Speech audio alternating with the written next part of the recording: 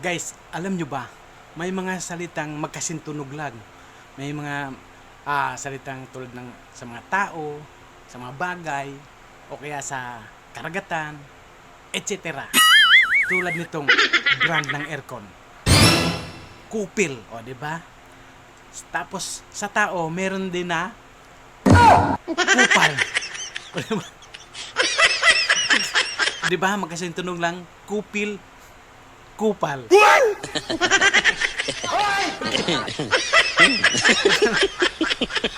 Ito naman, sa karagatan, merong isda natin na tawag natin, masarap to. Sapsap. Sarap niyan, sapsap. Tapos, sa kumpanya naman, may tinatawag na sip-sip. Ayaw, di ma.